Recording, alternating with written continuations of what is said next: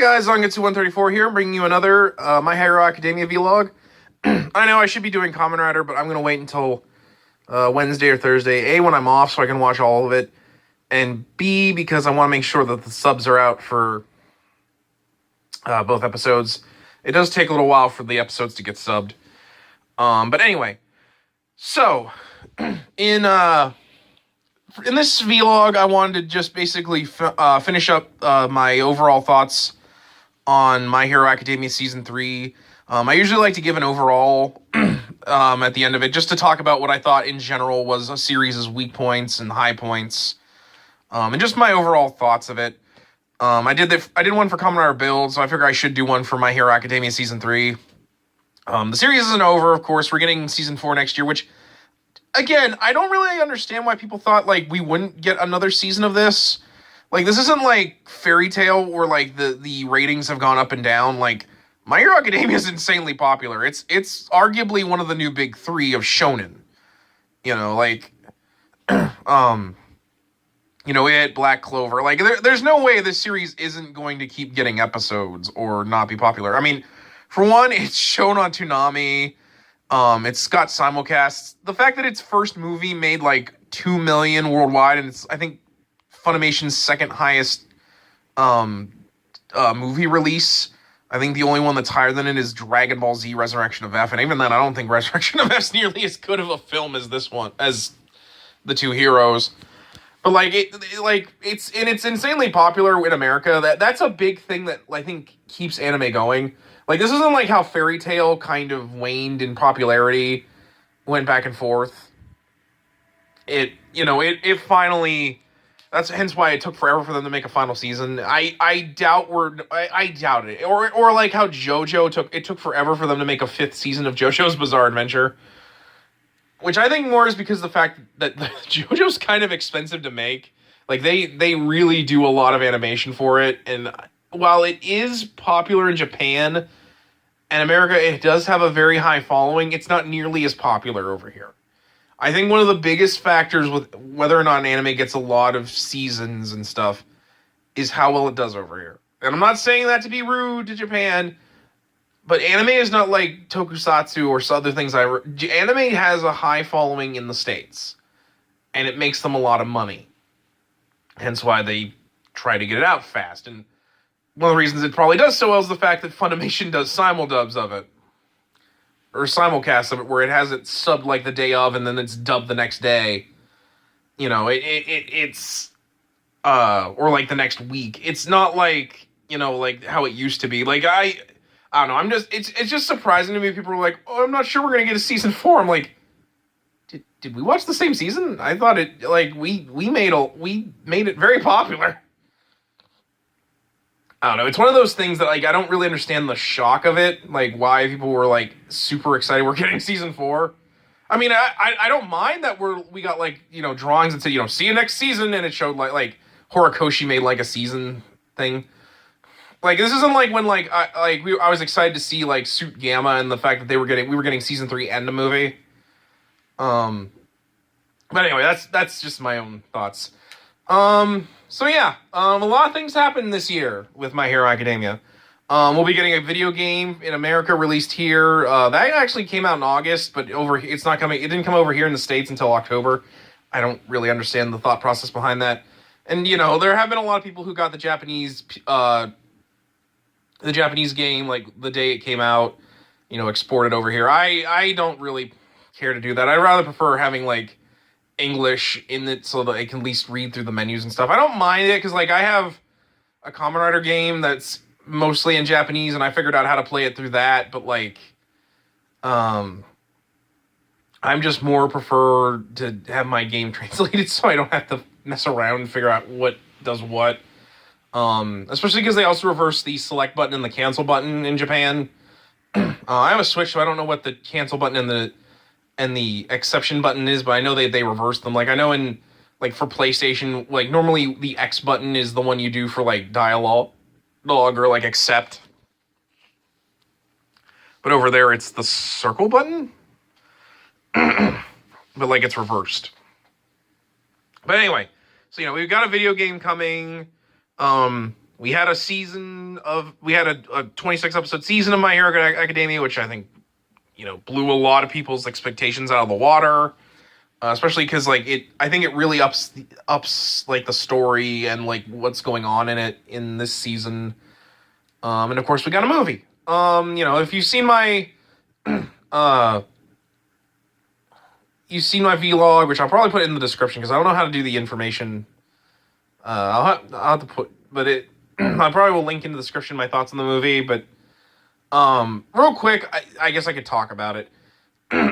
What you saw when me and my friends, we reviewed the movie after we got done watching it. I thought it was a very good movie. I think The Two Heroes is really solid. I like that it gave us a lot of All Might's, a little bit of backstory for All Might, and how All Might got his costumes and seeing some of what he did while he was in America training to be the number one hero. I think it's a really great story. I think it does really well at pointing out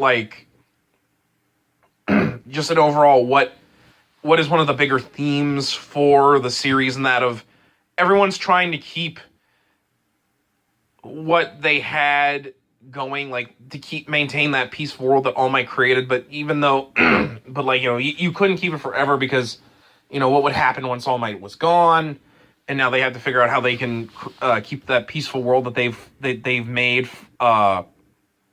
going, even without the symbol of peace, and how they can do that until it's time for Midoriya to become the next world symbol of peace and justice.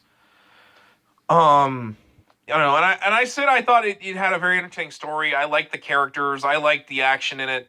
My only real complaint with it, like I said, is that it takes a while to get going because it wants to make it easy for you to watch this movie without having seen the TV show. So they do repeat a lot of stuff from the first two seasons. Actually more like the first season. I don't really think they go into much about the second season.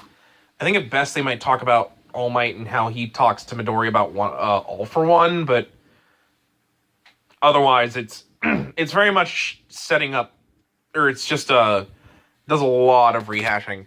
I did like that they do show ideas that would eventually go into season 3, particularly some of the stuff Midoriya does.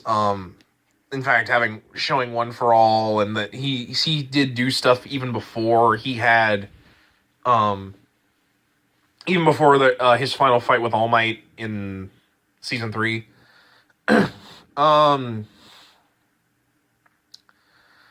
yeah, no, overall, I think it was very good. I think it's a solid 8 out of 10 movie. Like I said, the biggest problem I had with it was just the overall, we have to try and make this as accessible for people that haven't seen the show as possible, which is weird because I think it made so much money because everyone has watched it, as well as just some of the really awful animation choices they did. Probably the worst one for me is when Midoriya and All Might, after they get out of customs, and when they first step onto Island and they're discussing what they're gonna do, and they might have to split up for a bit, and they're talking to each other, and they have no face, and the animation gets really weird where there's less detail and everything's all splotches of color, which happens a lot in this movie until they get into the actual movie part. Like I said, I think a lot of people really like Melissa, the daughter of David Shield. I think she's going to end up becoming a very popular character if you've only ever seen the movie. I'd like to see her and David actually come back in the actual anime and manga, just because I actually really like those characters.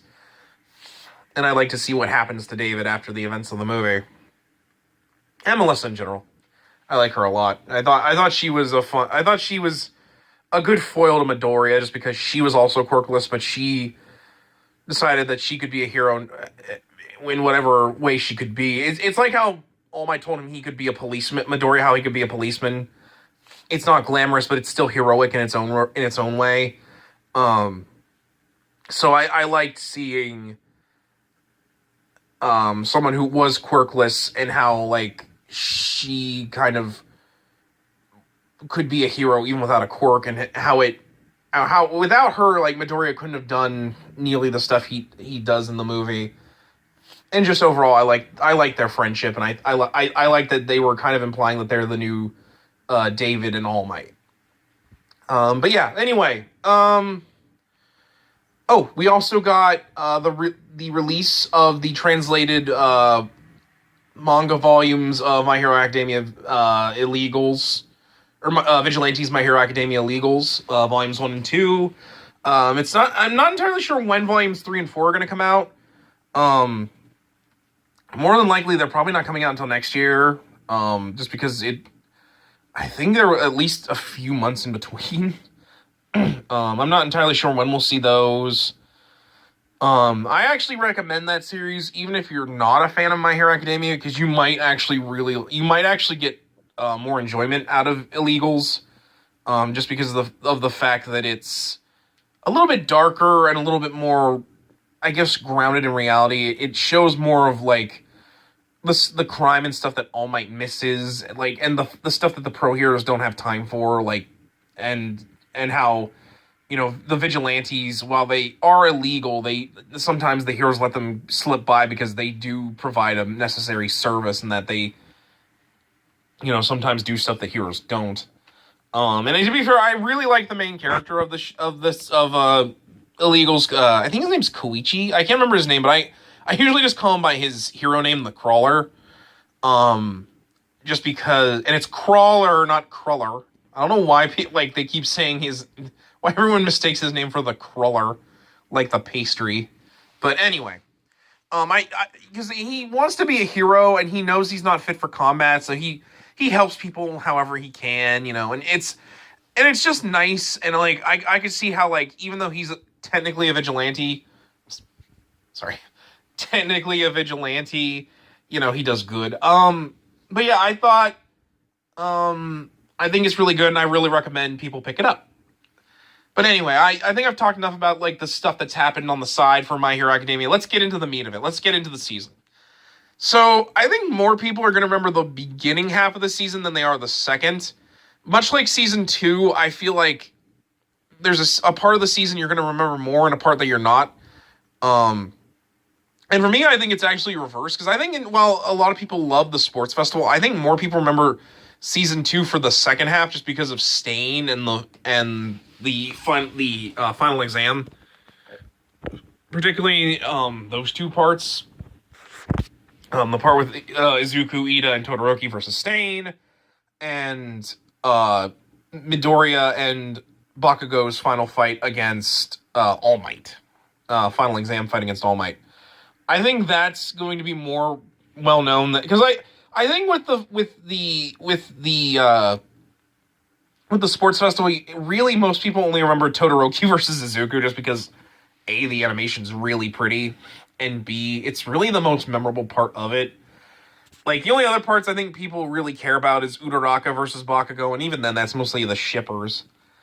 And I guess Bakugo's fight with Todoroki, just because it shows, like, more of Bakugo's character and how, like, he didn't feel that was an actual win. And to be fair, maybe most people remember that just because it plays into Season 3 so much.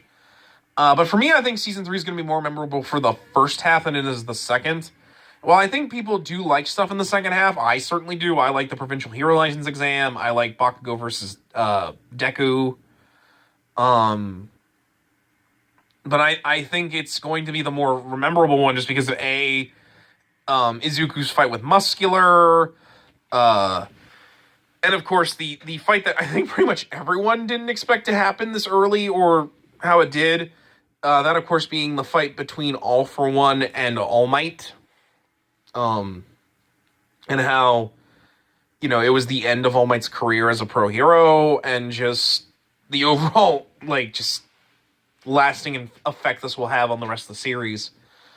I do think that Season 3 is front-loaded in that regard, so I feel like if you're not fully invested in the show, you might drop out of it in the second half. You especially once you get to Midoriya developing shoot style, just because I think a lot of people just don't probably didn't care much for the provincial hero license exam. I don't really see a lot of people like making like talking about it that much. It's mostly the first half, which is a shame because again, I like the second half. I like the whole season as in general, but I think overall it's a tight season. I just think people are going to remember more of the first half just because of how much important stuff happens in it. Animation wise, I think the best parts again are pretty much the three big fights we got in this season. That of course being Midori versus Muscular, All for One versus All Might, and Bakugo versus Midoriya round 2. Um, I think those really are the most solidly animated. I think they have the best moments. Of course, Midoriya is 1,000,000% Detroit Smash, or Detroit Delaware Smash rather. The fact that like Muscular almost crushes him, the animation on the lightning in the fight, that final shot where Midoriya punches Muscular practically through a mountain. Of course, the part where All Might, uses all of his strength to block a blast to protect an innocent woman. To the part where he deflates, the parts where All Might can only bulk up his right arm, and he's trying so hard to use the remaining embers of One for All to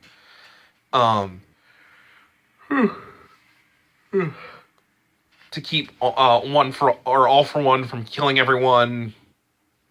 And of course, the United States of Smash. Just how dark and grim the situation gets. I guess you could argue the animation for the rescue of Bakugo, but the animation is nice, but at the same time, it has some weird moments, like the way Bakugo flies through the air practically like a board, and his body barely moves as he does it. It's really weird. What else? And of course, with Bakugo versus Deku round 2, we have that amazing spin kick that Midoriya does. The part where Bakugo finally snares Midoriya and then uses his fire to just drive him into the pavement. It's a great animated fight, and I think all the fights are really well done this year. But I think those are the best ones. Not as good, but just interesting overall. The part where Inasa from Shiketsu Academy and Todoroki and Izuku fight against Gang Orca and his gang of sidekicks. I think that has some great moments, but I don't think it's nearly as powerful. It's a good fight, and it's great for Todoroki's development, as well as introducing us to Inasa in general. I just think that overall that it's not really like a fight.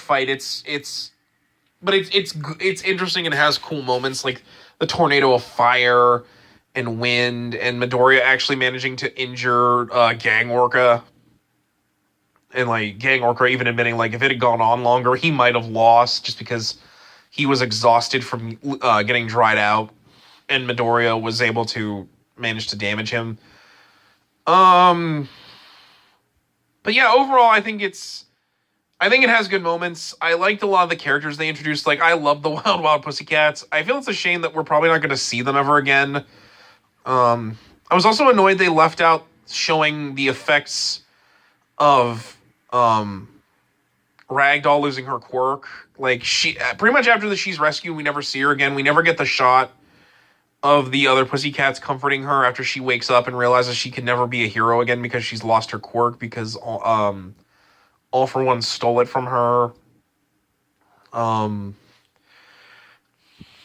Which is really rough, and I don't know why they couldn't have it that they force All for One who's in jail to return her quirk. I feel like that's something they could have done is have him return her quirk. Like, just because he steals quirks doesn't mean he can't give them back. But it might also be like the process is really intense because I know outside of the movie, which I'm not, if you've seen the movie, you know what I'm talking about. But outside of the movie, anytime All for One gives someone a quirk, unless their body's strong enough to handle it, the process actually will completely fry their brain. Which, I don't know. Ragdoll's brain technically should be able to handle it because it's her own quirk, but I don't know. And it just might be that, like, he gave it to someone else, or, like he's already transferred it and he can't transfer it back or something. But more or less, she lost her quirk, which I don't really understand why All Might couldn't, but then it might also be All Might can't because he can't tell them he knows All Might's abilities, even, but I don't know.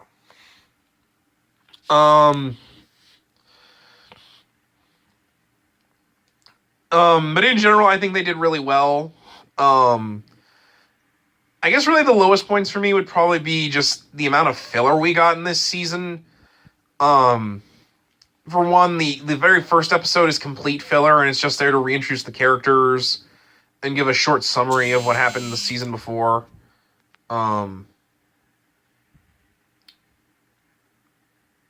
And so, there's that.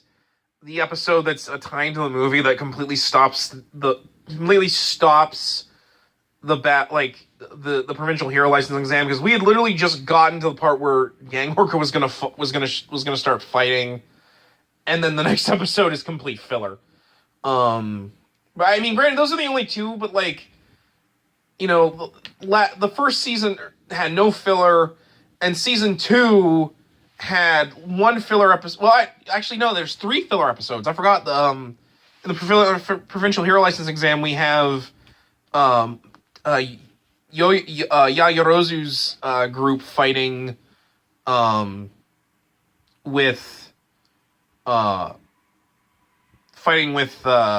Psycho and Telly and her schoolmates, which was complete filler. But in season 2, I think there was only one filler episode, and that episode was Siu's internship. Which even then, like both that and the stuff with Yayorozu, you can consider it. Well, it is filler. It's more expanding on what happened with those characters in the actual anime, so technically isn't really filler.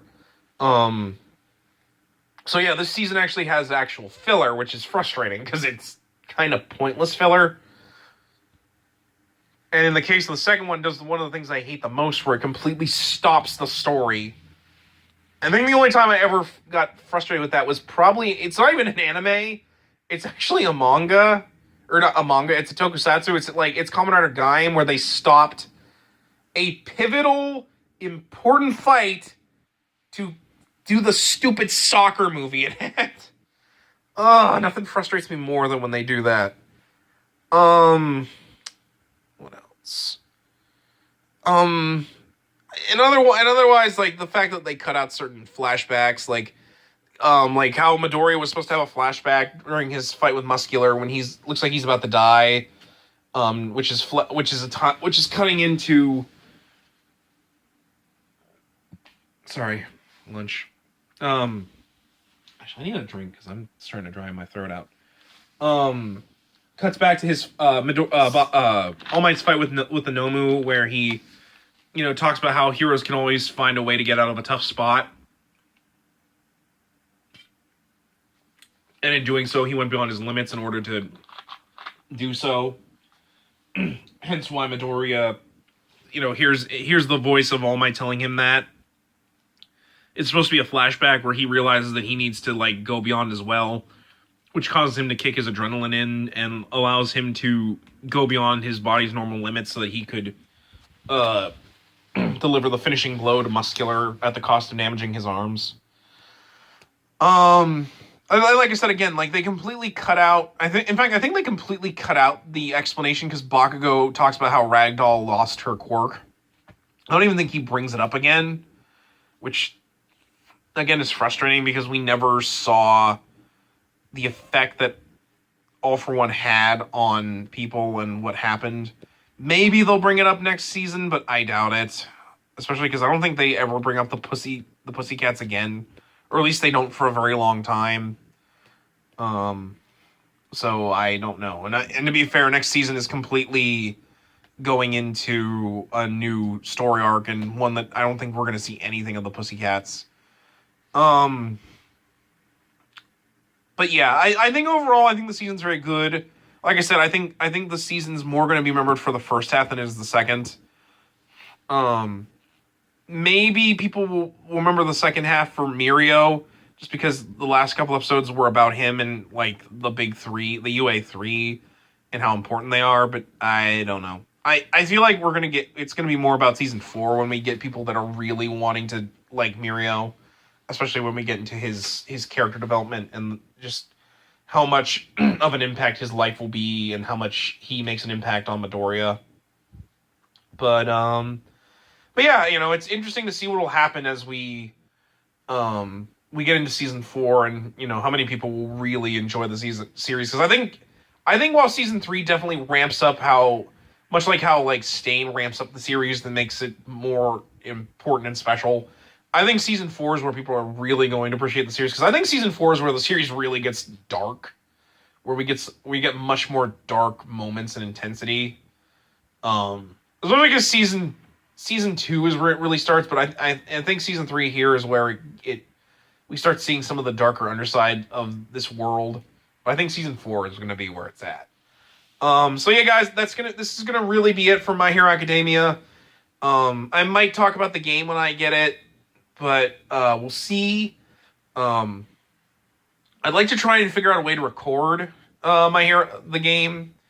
I don't know how I would do so. And I need capture footage and a way to upload it, but I don't know. We'll see. But anyway, guys, I think that's going to be it for now. Like I said, come back Wednesday or Thursday. I'm not entirely sure when I'm going to do it, but I'm going to do a review of Commoner Zio episodes 5 and 6, and we'll take it from there. So until then, guys, I'm Zangetsu 134, and I will catch you next time. Until then, take care.